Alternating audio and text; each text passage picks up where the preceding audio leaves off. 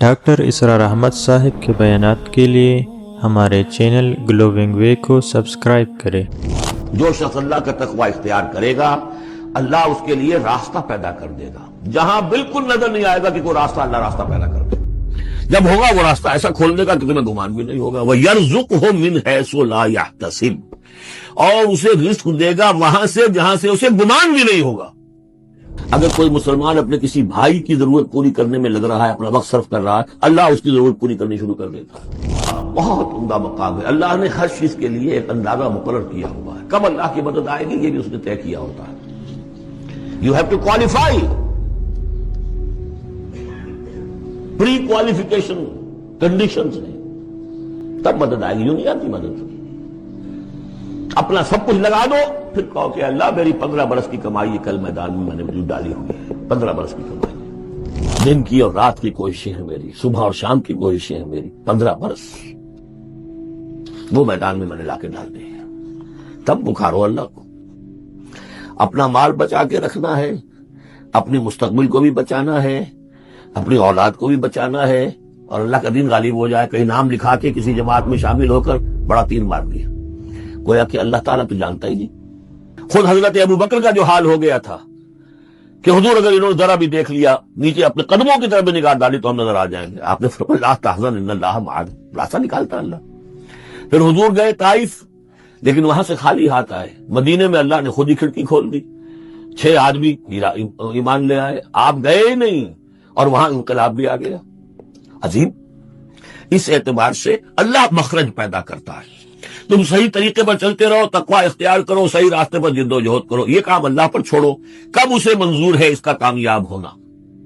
جب ہوگا وہ راستہ ایسا کھول دے گا کہ تمہیں گمان بھی نہیں ہوگا۔ وَيَرْزُقْهُ مِنْ حَيْثُ لَا يَحْتَسِبُ، اور اسے رزق دے گا وہاں سے جہاں سے اسے گمان بھی نہیں ہوگا۔ اقامت دین کی جد و جہد ہو، غلبہ دین کی جد و جہد ہو، اپنے آپ کو ان صلاتی و نسکی و محیایا و مماتی اس کا فیصلہ کرنا ہو، تو سب سے بڑی رکاوٹ آتی کھائیں گے کیا؟ تو اللہ تو کہتا ہے راضی میں ہوں۔ ہے ایمان اور یقین اس پر؟ کر کے دیکھو تو صحیح، اس پر اعتماد تو کرو۔ لیکن یہ تو اس پر اعتماد کرنا، توکل، بڑی مشکل بات ہے۔ وہ تو جتنا ایمان ہوگا اتنا ہی اعتماد ہوگا، اور گہرا ایمان ہوگا گہرا اعتماد ہوگا۔ وَمَن يَتَّقِ اللَّهَ يَجْعَلْ لَهُ مَخْرَجًا وَيَرْزُقْهُ مِنْ حَيْثُ لَا يَحْتَسِبُ وَمَن يَتَوَكَّلْ عَلَى اللَّهِ فَهُوَ حَسْبُهُ۔ یہ تو ابھی تقویٰ والے کی بات ہے کہ وہ وہاں سے رزق دے گا جہاں سے اسے ملے گا بھی نہیں، اور جس نے اللہ پر توکل کر لیا تو وہ اس کے لیے بہت کافی ہو جائے گا۔ توکل کر کے تو دیکھو، حسبہ وہ اس کے لیے کافی ہے۔ یہاں تک فرمایا ہے حدیث میں من کان فی حاجت اخیہ کان اللہ فی حاجتہ، اگر کوئی مسلمان اپنے کسی بھائی کی ضرورت پوری کرنے میں لگ رہا ہے، اپنا وقت صرف کر رہا ہے، اللہ اس کی ضرورت پوری کرنی شروع کر دیتا ہے۔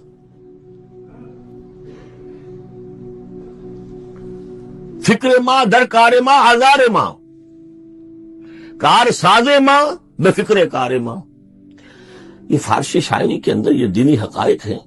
کار ساز ماں بے فکر کار ماں، میرا کارساز میرے کاموں کی فکر کر رہا ہے، میں نے اپنے آپ کو اس کے کام کے لیے لگا دیا۔ وہ دنیا میں بھی ذرا سا بھی کوئی شریف انسان ہوگا، آپ اس کے ہو جائیں وہ آپ کو چھوڑ دے گا پھر کہیں؟ شرافت ہو، مروت ہو اس میں۔ آپ اللہ کے بن کر تو دیکھیے، پھر وہ کارساز کارساز ماں بے فکر کار ماں، فکر ماں در کار ماں آزار ماں۔ جب میں اپنے معاملات کی فکر خود کرتا ہوں، کوئی نہ کوئی ٹھوکر کھاتا ہوں، کوئی نہ کوئی غلطی کرتا ہوں، آزار اپنے سر کے اوپر پیدا کر لیتا ہوں۔ اپنے آپ کو حوالے کرو، اس کا نام ہے تفویض الامر الی اللہ، افوض امری الی اللہ ان اللہ بصیر بالعباد۔ اپنا مال بچا کے رکھنا ہے، اپنی مستقبل کو بھی بچانا ہے، اپنی اولاد کو بھی بچانا ہے، اور اللہ کا دین غالب ہو جائے، کہیں نام لکھا کے کسی جماعت میں شامل ہو کر بڑا تیر مار دیا، گویا کہ اللہ تعالیٰ تو جانتا ہی نہیں۔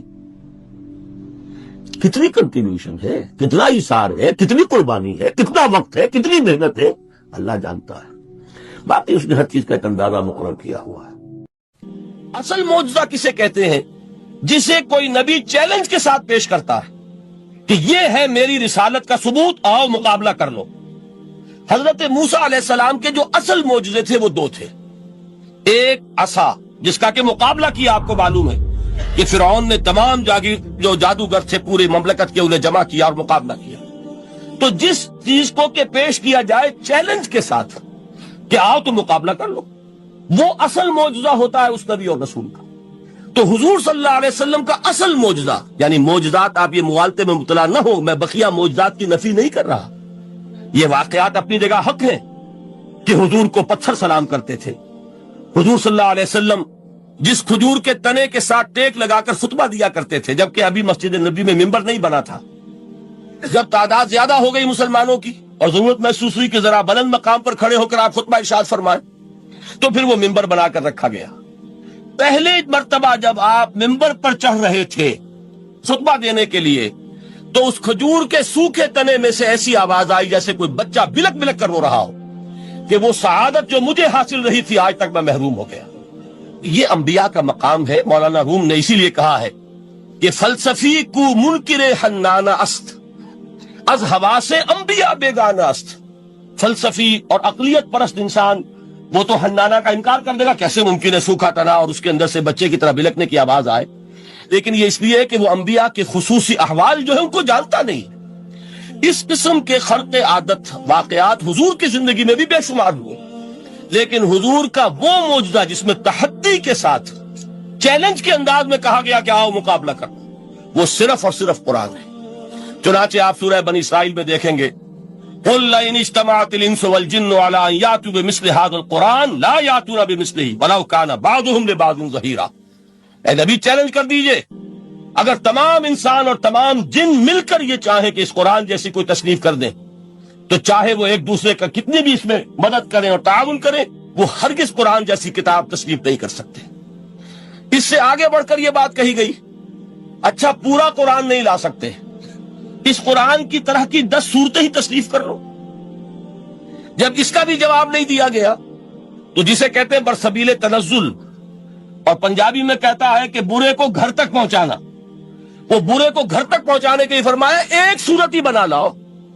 یہ سورہ ہود میں اور سورہ یونس میں یہ مضمون آیا، اور پھر سورہ بقرہ میں ہجرت کے بعد جو پہلی سورت نازل ہوئی اس میں پھر اس کو دوہرا دیا گیا. وَإِن كُنتُمْ فِي رَيْبٍ مِّمَّا نَزَّلْنَا عَلَىٰ عَبْدِنَا فَأْتُوا بِسُورَةٍ مِّن مِّثْلِهِ وَادْعُوا شُهَدَاءَكُم مِّن دُونِ اللَّهِ إِن كُنتُمْ صَادِقِينَ. کہ اگر تمہیں کوئی شک ہے اس کتاب کے بارے میں جو ہم نے نازل فرمائی ہے، شک کیا ہوگا؟ شک اسی بات میں ہوگا کہ شاید یہ محمد کا اپنا کلام ہے صلی اللہ علیہ وسلم، یا کوئی اور انسان ہے جو انہیں سکھا پڑھا رہا ہے. اگر تمہیں اس نوعیت کا کوئی شک ہے تو اس جیسی ایک صورت بنا لاؤ. فَأْتُوا بِسُورَةٍ مِّن مِّثْلِهِ. اور نوٹ کیجئے گا سورۃ العصر بھی صورت ہے، سورۃ الکوثر بھی صورت ہے. 3 آیات بھی اگر ایسی تم تصنیف کر کے لے آؤ تب تو تمہیں کچھ شک کرنے کا حق حاصل ہوگا. اور اگر نہیں کر سکتے تو جان لو فَإِن لَّمْ تَفْعَلُوا وَلَن تَفْعَلُوا. پھر اگر تم ایسا نہ کر سکو اور ہرگز نہیں کر سکو گے، ذرا چیلنج کا انداز دیکھیے کہ ہرگز نہیں کر سکو گے. فَاتَّقُوا النَّارَ الَّتِي وَقُودُهَا النَّاسُ وَالْحِجَارَةُ. ڈرو اس آگ سے جس کا ایندھن بنیں گے انسان اور پتھر. آج تو وہ مروبیت بہت کم ہو چکی ہے. آج تو ہمارا عام نوجوان جو ہے وہ آنکھوں میں آنکھیں ڈال کر بات کرتا ہے، اس میں خود اعتمادی ہے. ہمارا بھی اپنا ایک معاشی نظام ہے، ہمارا اپنا ایک سیاسی نظام ہے، ہمارا ایک اپنا سماجی نظام ہے، ہماری اپنی سوشل ویلیوز ہیں. آج کا نوجوان الحمدللہ احیاء اسلام کی وہ جد و جہد جو ہے وہ مرحلہ در مرحلہ بہرحال آگے بڑھ رہی ہے. وقت لگے گا لیکن یہ کہ اس میں یقیناً ترقی ہوئی ہے. اسی کا مظہر یہ ہے کہ خود اعتمادی ہے. We have confidence. ہم جانتے ہیں کہ اسلام ایک دین ہے، مکمل دین ہے، اس کے پاس زندگی کے تمام مسائل کا حل ہے. لیکن یہ ہے آج 1985 کی بات. علامہ اقبال اس صدی کے آغاز میں گئے ہیں یورپ، جبکہ ہم محکوم تھے انگریز کے. ایک حاکم قوم کے ہاں جا کر اس سے مروبیت کتنی شدید اس وقت تھی.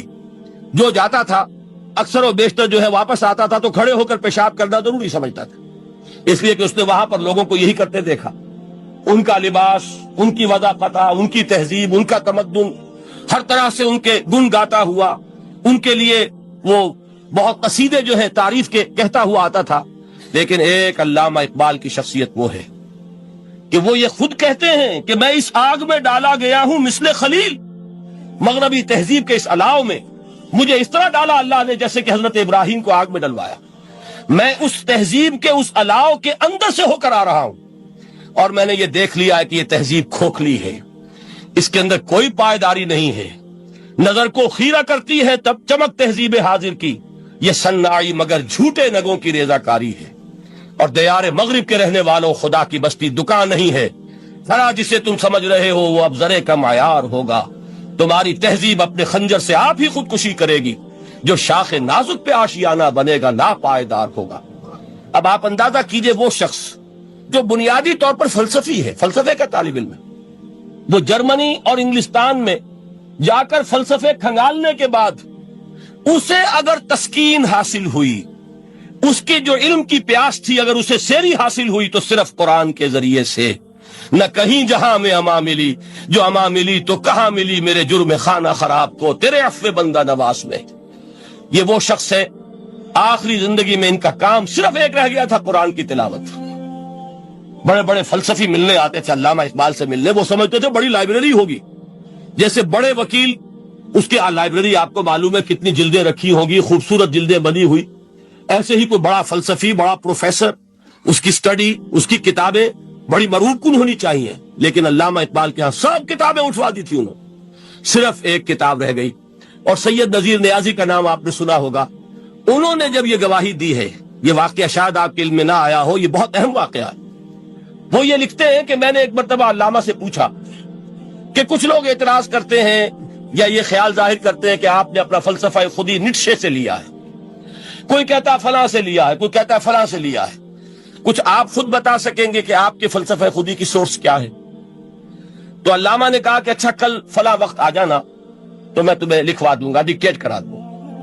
تو سید نذیر نیازی کہتے ہیں کہ میں بہت خوش ہوا کہ یہ سعادت میرے حصے میں آ رہی ہے کہ علامہ اقبال خود مجھے تحریر کرائیں گے کہ میرے فلسفے کی سورس کیا ہے, میں نے کہاں سے اخذ کیا. دوسرے روز وہ گئے, حاضر ہوئے, بڑے ہی ارمانوں کے ساتھ پینسل اور کاپی لے کر بیٹھے. علامہ نے فرمایا ذرا قرآن مجید نکال لاؤ. تو قرآن مجید لائے, حیران ہوئے, یہ فلسفے کا سورس مجھے ڈکٹیٹ کرانے چلے تھے, یہ قرآن مجید کہہ رہے. کہا کہ ذرا سورۃ الحشر اس کا آخری رکوع, وَلَا تَكُونُوا كَالَّذِينَ نَسُوا اللَّهَ فَأَنسَاهُمْ أَنفُسَهُمْ أُولَٰئِكَ هُمُ الْفَاسِقُونَ. اے لوگوں, ان لوگوں کے مانند نہ ہو جانا جنہوں نے اللہ کو بھلا دیا, تو اللہ نے انہیں اپنی خودی سے غافل کر دیا, اپنے آپ سے بیگانہ بنا دیا, یہی ہے لوگ جو فاسق ہیں. علامہ نے کہا میرے فلسفے کی سورس یہ میں آپ کو بتانا چاہتا ہوں. اس معنی میں کہتا ہوں کہ اس دور میں علامہ اقبال کی شخصیت کو میں اعجاز قرآن کا سب سے بڑا مظہر سمجھتا ہوں.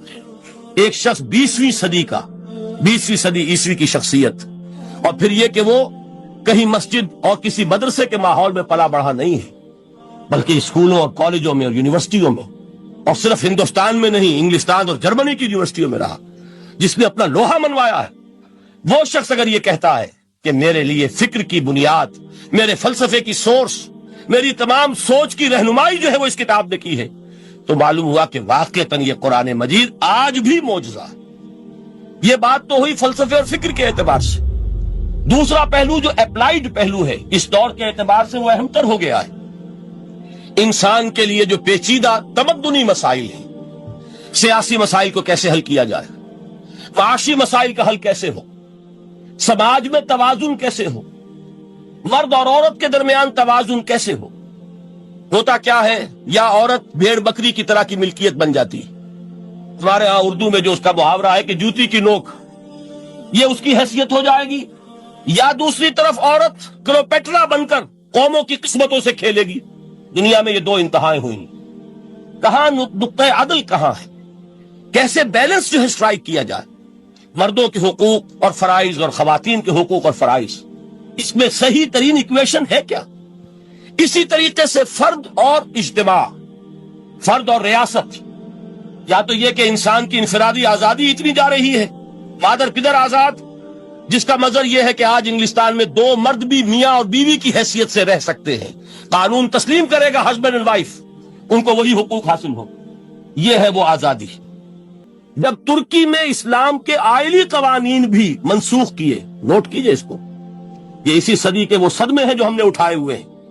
اور گاہے گاہے باز خواہی قصہ پاری نہ رہا، تازہ خواہی داشتن گر داغ ہائے سی نہ رہا۔ اس صدی میں کیا نہیں ہوا؟ عربوں کی ریوولٹ ترکوں کے خلاف، ان کے پیٹھ میں جو خنجر گھونپا، اور ایک انگریز، ایک کرنل لارنس کی وہ ساری شرارت، اس کے نتیجے میں ایک عظیم مملکت عثمانیہ، سلطنت عثمانیہ، دی گریٹ آٹومان امپائر، اس کے چیتڑے اڑ گئے۔ اور اس کے بعد وعدے کیے تھے عربوں سے کہ ہم تمہیں حکومت دیں گے، ہوا کیا کہ ان کے چھوٹے چھوٹے ٹکڑے کیے اور تقسیم کر لیے۔ مغربی سامراج کا دور شروع ہو گیا۔ اس کا ایک رد عمل مصطفیٰ کمال پر اس درجے شدید ہوا، اس نے ہر چیز جس کا تعلق عربوں سے تھا اس کو ختم کر دیا، ملک بدر کر دیا۔ عربی میں اذان نہیں ہوگی، عربی میں نماز نہیں پڑھی جائے گی، اور اسی کے ضمن میں یہاں تک گیا کہ فیملی لاز بھی رومن لاز جو ہے وہ نافذ کیے۔ تو یورپ کے اخبارات نے اس وقت یہ طنز کیا تھا مسلمانوں پر، یہ مسلمان عجیب قوم ہے، کہتے یہ ہے کہ ہمارے پاس دنیا کا بہترین ضابطہ ہے، بہترین قانون ہے، ہمارے قانون سے بہتر کسی کا قانون نہیں۔ اور حال یہ ہے کہ فیملی لاز کے لیے بھی یہ ہم سے بھیک مانگ رہے ہیں، ہم سے وہ قوانین لے کر اپنے ہاں نافذ کر رہے ہیں۔ آج بدقسمتی سے اکثر و بیشتر مسلمان ممالک کا حال یہی ہے، آج ہم ان سے بھیک مانگ رہے ہیں، کہیں جمہوریت کی بھیک ہے، کہیں سوشلزم کی بھیک ہے، کہیں کسی اور سماجی نظام کی بھیک ہے، کہیں مرد اور عورت کی کامل مساوات کا ایک نظریہ ہے، شانہ بشانہ چلنے والا فلسفہ ہے، جو خالص مغرب کی تہذیب کی ایک بھیک ہے جو مانگی جا رہی ہے۔ کاش کہ آج قرآن کے اس اصل اعجاز کی طرف، جو اس کا اصل معجزہ اس دور کے لیے، میں نے عرض کیا کہ اعجاز قرآنی کا وہ معجزہ کہ وہ فصاحت اور بلاغت کی معراج ہے، وہ یا تو اپریشیٹ کر سکتے اہل عرب، اور اہل عرب میں سے بھی حقیقت میں وہ جو قدیم جاہلی شاعری کے جاننے والے ہیں جو بہت کم رہ گئے، اب وہ جان سکتے ہیں کہ جب قرآن نازل ہوا تو کیوں زبانیں گنگ ہو گئی تھی، کیوں کوئی ایک شخص جھوٹ موٹ کو بھی مدعی بن کر نہیں آ سکا کہ یہ میں نے قرآن کی جیسی ایک کتاب یا قرآن جیسی ایک سورت یا قرآن کی طرح کے چند جملے میں نے موضوع کر دیے ہیں۔ لیکن دوسرا پہلو ہے فکر اور فلسفہ، اس کے اعتبار سے جس کا سب سے بڑا ثبوت اس دور میں علامہ اقبال، اور تیسرا پہلو ہے Islamic social sciences, political science, economics, sociology. اس میں جو کچھ قرآن نے دیا ہے، جو آج بھی انسان کی رہنمائی کے لیے بہترین نظام ہے، اس نظام کو ہم سمجھے، اسے دنیا کے سامنے پیش کریں، تب در حقیقت قرآن مجید کا اعجاز سامنے آئے۔ یہ دو پہلو تو میں نے وہ عرض کیے ہیں کہ جو کسی غیر مسلم کو بھی نظر آئیں گے۔ قرآن کا پریزروڈ ہونا، اس کی انٹیگریٹی، اوتھینٹسٹی، یہ چیزیں وہ ہے کہ جو سب نے مانی۔ قرآن کے ذریعے تاریخ انسانی کا عظیم ترین انقلاب برپا ہونا، یہ وہ بات ہے کہ جو کسی اندھے کو بھی دیکھنی پڑتی ہے۔ اس حقیقت کا اعتراف دشمن کو بھی کرنا پڑتا۔ میں یاد دلا دوں آپ کو، ایچ جی ویلز، آپ نے نام سنا ہوگا، سائنٹیفک فکشن میں اس کا بڑا اونچا مقام ہے، لیکن اس نے تاریخ نسل انسانی پر بھی دو کتابیں لکھی، a short history of the world اور a concise history of the world. Concise history of the world میں وہ شخص حضور کے ذکر پر جب آتا ہے تو میں صرف ذکر کر رہا ہوں، نقل کفر نہ باشد، اس نے حضور کی شخصیت پر بڑے رقیق حملے کیے ہیں، بڑے گھٹیا حملے کیے ہیں۔ حضور کی خاص طور پر تعدد ازدواج کا جو معاملہ ہے، یہ کڑوی گولی ان کے حلق سے اتر نہیں سکتی، اس لیے کہ ان کا آئیڈیل ہے حضرت مسیح اور حضرت یحییٰ، جان دی بیپٹسٹ اینڈ جیسس آف نزارت۔ ان دونوں نے ایک شادی بھی نہیں کی، تجرد کی زندگی بسر کی، لہذا ایک شادی بھی ان کے نزدیک گھٹیا فعل ہے۔ تو حضور نے تو کی ہیں 11 شادیاں، 11 نکاح کے۔ یہ جو کڑوی گولی ہے یہ ان کے حلق سے نیچے نہیں اترتی، اس لیے میں انہیں معذور سمجھتا ہوں۔ تو اس نے اس پہلو سے تو بڑے حملے کیے، لیکن خطبہ حجۃ الوداع کے وہ جملے جو ہے تاریخی، پورے کے پورے اس نے کوٹ کیے، لا فصل لعربی علی عجمی ولا لعجمی علی عربی ولا لأحمر علی اسود ولا لأسود علی احمر الا بالتقوی کلکم بنو آدم وآدم من تراب۔ کسی عرب کو کسی عجمی پر کوئی فضیلت نہیں، کسی عجمی کو کسی عرب پر کوئی فضیلت نہیں، کسی گورے کو کسی کالے پر کوئی فضیلت نہیں، کسی کالے کو کسی گورے پر کوئی فضیلت نہیں سوائے تقوی کے۔ تم سب کے سب آدم کی اولاد ہو اور آدم مٹی سے بنائے گئے تھے۔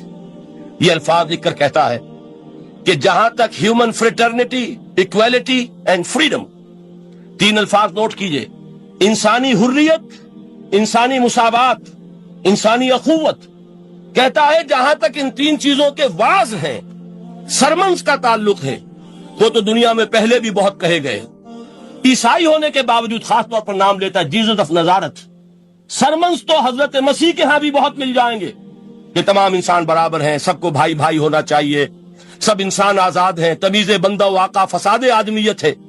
لیکن وہ کہتا ہے کہ یہ ماننا پڑتا ہے تاریخ انسانی میں پہلی مرتبہ ان اصولوں پر ایک انسانی معاشرہ قائم کیا محمد نے صلی اللہ علیہ وسلم. یعنی حضور کے ساتھ یہ معاملہ ایمپٹی سلوگنز کا نہیں ہے، یہ صرف واز نہیں ہے، یہ صرف سرمنز نہیں ہے، یہ ایمپٹی سلوگنز نہیں ہے. He translated these things into actuality. ایک حقیقت، ایک واقعہ کی شکل دی ہے محمد نے صلی اللہ علیہ وسلم.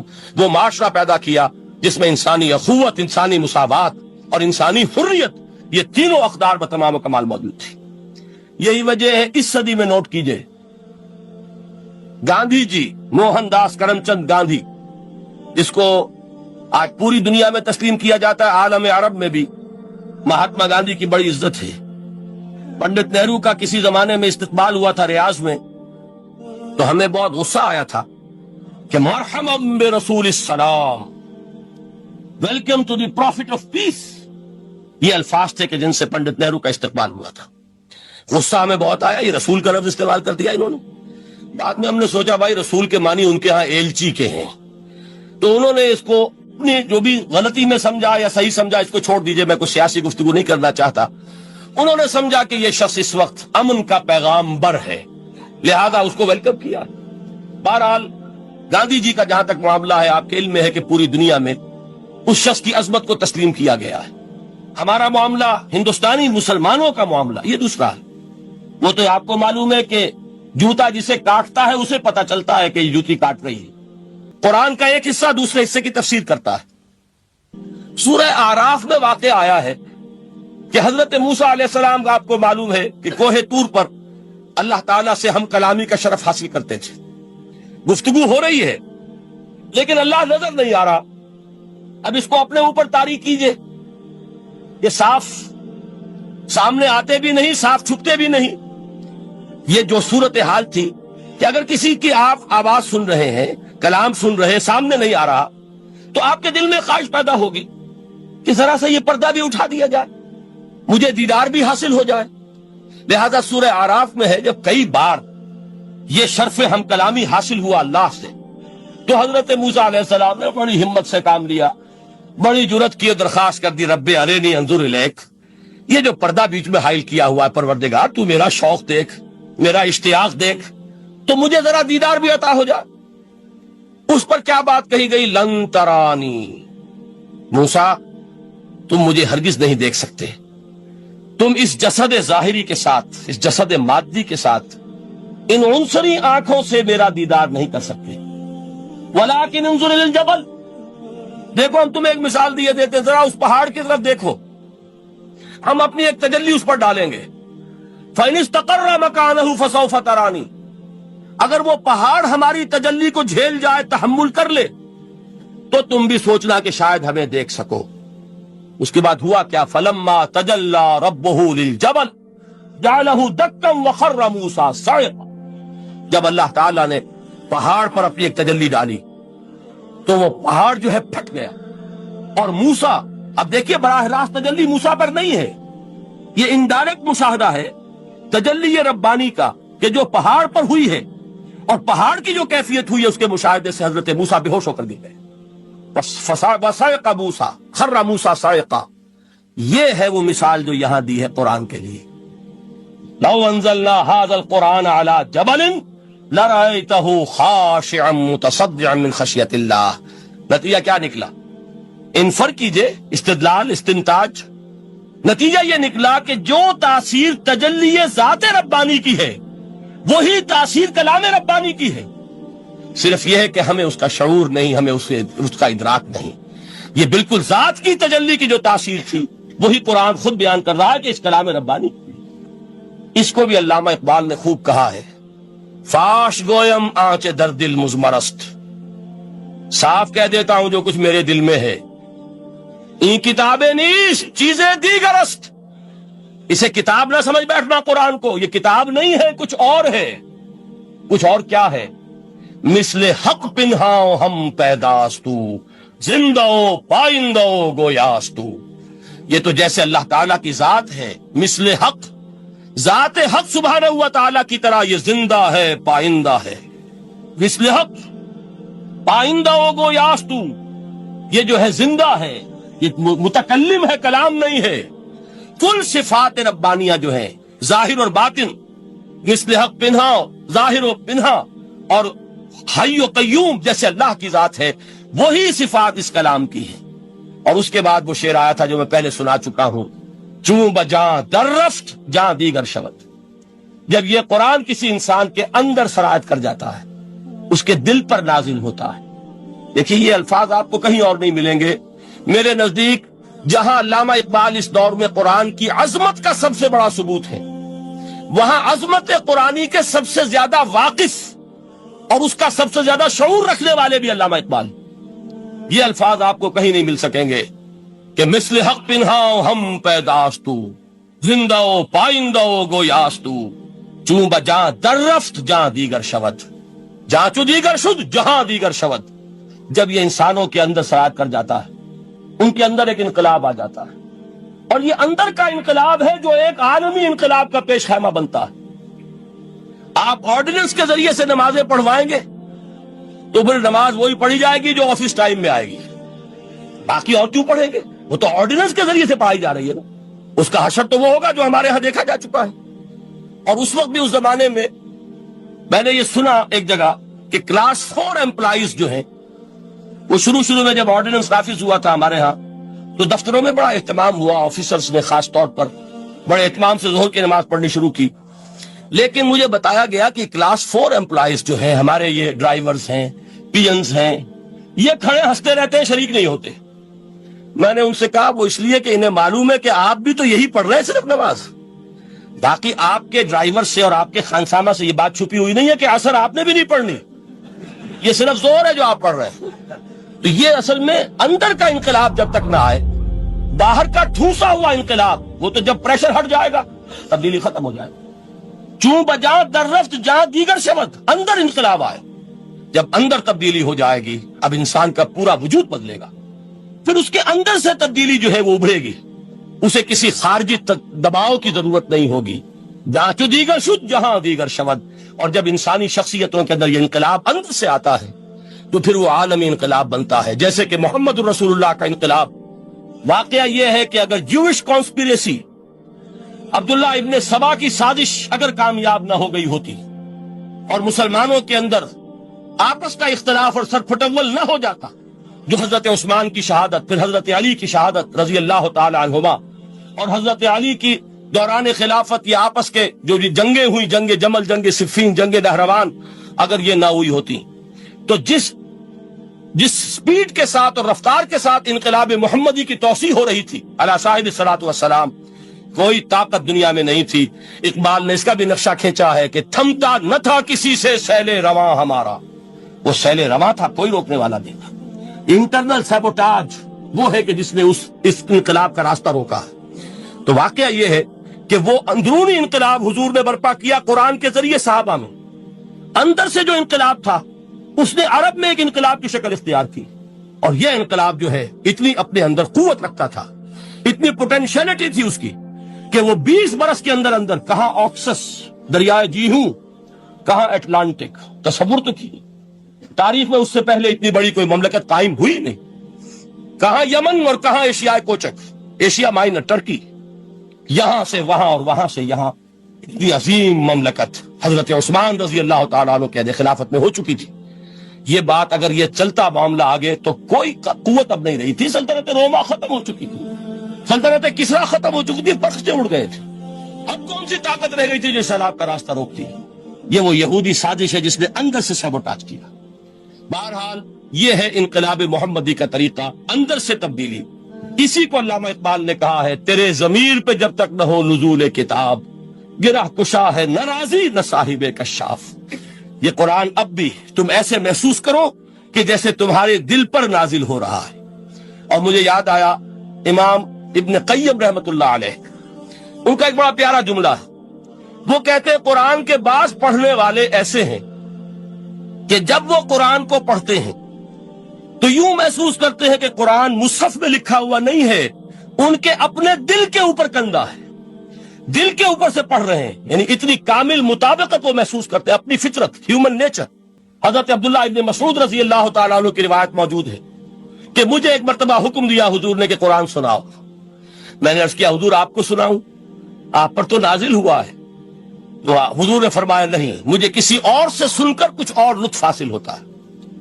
اب امتثال امر میں حضرت عبداللہ ابن مسعود رضی اللہ تعالیٰ عنہ نے سورہ نساء پڑھنی شروع کی۔ 41ویں آیت پر پہنچے، چشم تصور سے دیکھیے کہ حضور بھی تشریف فرما ہے، صحابہ کرام کی محفل ہے، اور صحابہ کیسے بیٹھا کرتے تھے ادب کے ساتھ۔ ایک روایت میں الفاظ آئے، ایسے بیٹھتے تھے ساکت و صامت ہو کر، بالکل خاموش، سکون، ساکن اور ساکت اور صامت، کہ جیسے ان کے سروں پر پرندے بیٹھے ہیں کہ ذرا جنبش کریں گے تو پرندہ اڑ جائے گا، اس ادب کے ساتھ۔ تو وہ محفل جو ہے حضور صلی اللہ علیہ وسلم کی، اور ایک صحابی حضرت عبداللہ ابن مسعود گردن نیچی کیے ہوئے ہیں اور قرآن پڑھتے چلے جا رہے ہیں۔ جب اس آیت پر پہنچے فَكَيْفَ إِذَا جِئْنَا مِن كُلِّ أُمَّةٍ بِشَهِيدٍ وَجِئْنَا بِكَ عَلَى هَؤُلَاءِ شَهِيدًا، کیا ہوگا اس دن جس دن کہ ہم ہر امت پر ایک گواہ کھڑا کریں گے، اور اے نبی آپ کو گواہ بنا کر لائیں گے ان کے خلاف۔ آپ کو یہ ٹیسٹیفائی کرنا ہوگا کہ اللہ تیرا جو کلام میرے پاس آیا تھا میں نے پہنچا دیا تھا، اب ان کی ذمہ داری ہے، they are accountable, they are responsible۔ اس پر حضور نے فوراً فرمایا حسبک حسبک، بس کرو بس کرو۔ اور حضرت عبداللہ ابن مسعود فرماتے کہ میں نے جب نگاہ اٹھا کر دیکھا حضور کے آنکھوں سے آنسو روا تھے۔ یہ ہے سماع، یہ محفل سماع ہے، کاش کہ اللہ تعالی ہمیں اس کی توفیق عطا فرمائے۔ یہ ہے مسنون محفل سماع، اس قرآن کے اندر وہ گداز ہے۔ آیا کہ نہیں ساتویں پارے کے بالکل آغاز میں وَإِذَا سَمِعُوا مَا أُنزِلَ إِلَى الرَّسُولِ تَرَىٰ أَعْيُنَهُمْ تَفِيضُ مِنَ الدَّمْعِ مِمَّا عَرَفُوا مِنَ الْحَقِّ يَقُولُونَ رَبَّنَا آمَنَّا فَاكْتُبْنَا مَعَ الشَّاهِدِينَ۔ تو یہ ہے دوسری چیز کہ در حقیقت تزکیہ نفس کا ذریعہ یہ قرآن ہے۔ سینوں میں جو روگ ہیں، حب دنیا، حب مال، حب شہرت، حب اقتدار، جس کو کہ ایڈلر کہتا ہے دی ارج ٹو ڈومینیٹ، میرا غلبہ ہو، میرا تسلط ہو، میں نمایاں ہو جاؤں، میری حکومت بن جائے، اختیار میرے ہاتھ میں آ جائے، دی ارج ٹو ڈومینیٹ۔ یہ ساری ارجز ہیں ہماری در حقیقت جس سے فساد رونما ہے۔ یہ حب مال ہے جس کی وجہ سے ہمارے اندر تنافس ہے۔ الہاکم التکاثر حتی زرتم المقابر، یہ کثرت اور بہتات کی طلب تمہیں غافل کیے رکھتی ہے یہاں تک کہ قبروں تک جا پہنچتے ہو۔ آنکھ انسان کی کھل نہیں پاتی، جس کے پاس 10 نسلوں کے لیے کھانے کو موجود ہے، اس کی بھی حرص جو ہے اور مزید کا لالچ جو ہے وہ ختم نہیں ہوتا۔ یہ چیزیں ہیں اصل روگ، ان دلوں کے روگوں کا اور سینوں کے اندر کے ان امراض کا علاج قرآن ہے۔ یا ایھا الناس قد جاءتکم موعظۃ من ربکم وشفاء لما فی الصدور۔ اب جب یہ دو چیزیں ہو جائیں گی تو تیسرا لفظ ہے ہدن۔ ہدایت بیکار ہے جب تک دل میں گداز نہ ہو، ہدایت بیکار ہے جب تک کہ نیت درست نہ ہو۔ کوئی شخص بڑا عالم ہے لیکن اپنے علم کو اس نے ذریعہ بنایا ہے دنیا کمانے کا، تو در حقیقت یہ قرآن اس کے حق میں ہدایت نہیں ہے، اس کے حق میں عذاب خدا بندی کا ذریعہ بن رہا۔ حضور نے خود فرمایا القرآن حجت لک او علیک، یہ قرآن یا تمہارے حق میں حجت ہے یا تمہارے خلاف حجت بنے گا قرآن کے قیامت کے دن۔ اس لیے کہ ایک شخص اس کو دنیا کمانے کا ذریعہ بنا رہا ہے، ایک شخص اس کو شہرت کے حصول کا ذریعہ بنا رہا ہے، ایک شخص علم کو ذریعہ بنا رہا ہے دنیا میں نمایاں ہونے کا، اپنی تعریف کا۔ حضور نے فرمایا کہ قیامت کے دن سب سے پہلے 3 افراد کا معاملہ پیش ہوگا عدالت خدا بندی میں۔ ایک وہ جو بڑا عالم سمجھا جاتا تھا، اس سے بڑا علم پھیلا۔ دوسرا وہ جو بہت صاحب ثروت تھا، اس نے بہت خیرات کے کاموں میں پیسہ لگایا۔ تیسرا وہ جو دنیا میں شہید سمجھا جاتا تھا کہ اللہ کی راہ میں جنگ کرتے ہوئے جان دیا۔ اللہ ان تینوں سے جو اس کو نعمتیں دی تھی ان کا ذکر کر کے پوچھے گا کہ میں نے تمہیں یہ دیا، تمہیں یہ دیا، تمہیں یہ دیا، تم کیا کر کے لائے؟ وہ شہید کہے گا کہ اللہ میں نے تیری راہ میں جنگ کی اور اپنی جان دے دی تاکہ تو راضی ہو جائے۔ اللہ فرمائے گا کذبتا، تو نے جھوٹ بولا، انک قد قاتلت لان یقال جریء، تو نے تو یہ جنگ اس لیے کی تھی کہ کہا جائے کہ بڑا جری ہے، بڑا بہادر ہے۔ یہ لوگوں سے بہادری کے تمغے لینا تمہارا مقصود تھا، وقد قیلا، وہ کہا جا چکا ہے، اب یہاں تمہارے لیے کچھ نہیں، اور فرشتوں کو حکم ہوگا اور وہ اوندے منہ اس کو گھسیٹتے ہوئے جہنم میں جھونک، دنیا میں شہید سمجھا جا رہا ہے، آخرت میں جہنمی۔ یہی حال اس عالم کا ہوگا، یہی حال اس دولت مند کا ہوگا۔ تم نے یہ علم پھیلایا تھا کہ تمہارے علم کا چرچا ہو جائے، تمہاری شہرت ہو جائے، لوگ تمہاری دستبوسی کرنے لگیں، لوگ تم سے جھک کر ملیں۔ وہ دنیا میں ہو گیا، تمہارا مطلوب مل چکا، تمہارا مقصود حاصل ہو چکا، اب یہاں کچھ نہیں۔ تو جان لیجئے کہ جب تک دلوں کے روگ درست نہ ہوں، علم بیکار ہے، ہدایت قطعاً غیر مفید ہے۔ پہلے دلوں کا کرسٹ اترے، اس کی سختی دور ہو، یہ ہے موعظہ۔